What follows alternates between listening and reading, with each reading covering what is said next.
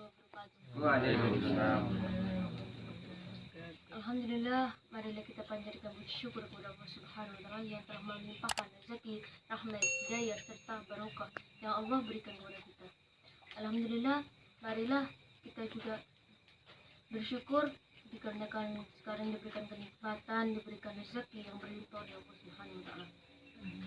Demikian kita mendengar banyak informasi atas kematian. Kita bahas tentang kematian. Kematian itu tidak perlu kita tentukan kapan akan terjadi, kapan itu akan datang.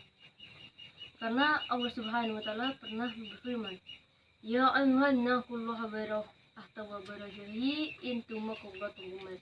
Sesuatu kematian umat muslim itu dikarenakan perilakunya.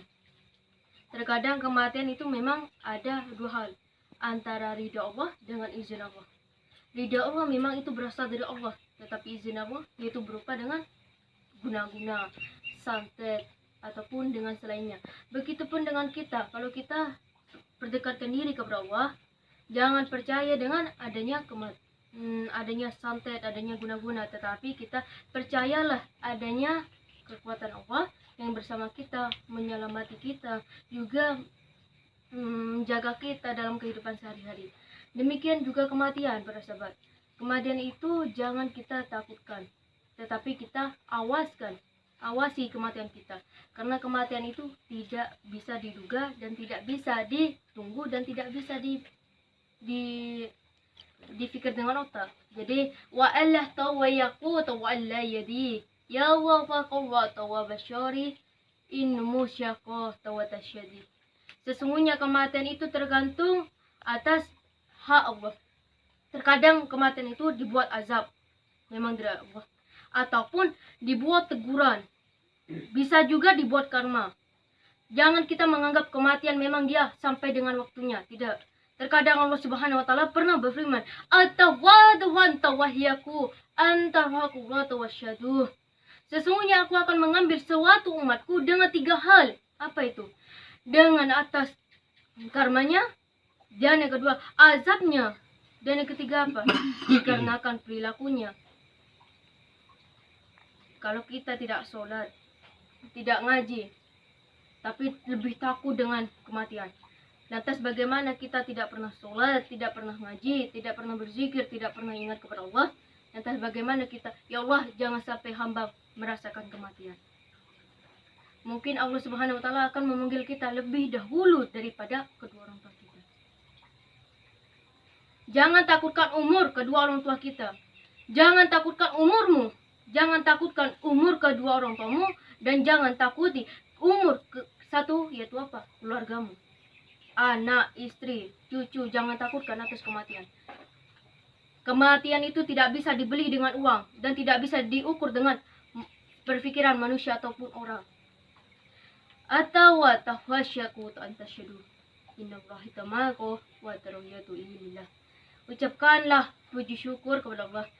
Ya Allah, semoga kematian ini, semoga adanya kematian ini di keluarga hamba, tetangga hamba, semoga menjadi yang terbaik di hadapanmu ya Allah.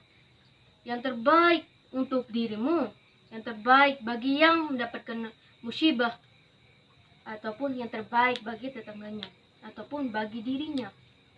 Oleh karena itu, dalam surat Al-Tafaddar yang artinya inna waliyullah, yaitu kuliyatu akhir wa tawasyatu da kuliyatu makal. Terkadang kematian itu disebut dengan kiamat juga. Kiamat itu bukan hanya berupa dengan bencana alam. Kiamat juga bukan berupa dengan adanya longsor, adanya gempa bumi, tidak. Tetapi kiamat itu terkadang ada satu yang terselip dalam umat yang tidak terfikirkan apa? Kematian. Itu bukan musibah lagi para sahabat. Itu merupakan hari akhir ataupun teguran dari Allah. Hari kiamat dari awal, hari kiamat mungkin hari kiamat yang Allah mulai itu adalah kematian manusia. Banyaknya manusia mati, banyaknya manusia yang pergi di dalam Allah, banyak. Itu merupakan hari kiamat yang mungkin kita tidak diduga oleh cara pikir kita. Kematian, rezeki, jodoh jangan dipikir oleh otak. tetapi fikirlah dengan hati. Kenapa? Otak itu hanya digunakan dalam manusia, tetapi hati itu karena Allah. Karena kalau kita berpikir dengan otak, tidak disampaikan dengan cara pikir kita. Mungkin, masa sih orang kaya, masa sih dia sudah pergi haji, masa sih dia sudah kaya, sudah mempunyai harta, mengapa dia merasakan kematian, mengapa dia merasakan kesakitan, mengapa Allah menyiksa dirinya? Terkadang Allah Subhanahu wa Ta'ala mengambil dua hal, antara nyawamu dan juga jodohmu. Kalau kita terlalu banyak berkomentar di atas kematian seseorang, jangan harap dan jangan marah-marah apabila orang lain mengomentari atas kematian kita suatu saat. Karena dalam sabda baginda Nabi Muhammad SAW, wahyaku tawayyatum malaka atau muslimin, sesungguhnya ucapan muslimin, ucapan umatku atas apapun yang terjadi denganmu, itu tergantung dengan ucapanmu. Kalau ucapan manusia yang bilang kepada kita sombong, iri, mungkin terkadang kita bilang dia iri. Mungkin kita merasa pernah berbicara seseorang dengan iri, sombong, tidak boleh tersebut. Jadi kematian, perilaku, iman, dan juga hari kiamat kita harus waspadai. Jangan harus hindari, tetapi harus waspadai. Kalau dihindari, manusia tidak akan bisa menghindari hari akhir. Tetapi manusia bisa mewaspadai dengan tanda kita beriman kepada Allah. Oleh karena itu, marilah kita bersatu menguatkan iman kepada Allah Subhanahu wa Ta'ala. Berpikirlah dengan cara Allah, jangan berpikir dengan cara otak kita.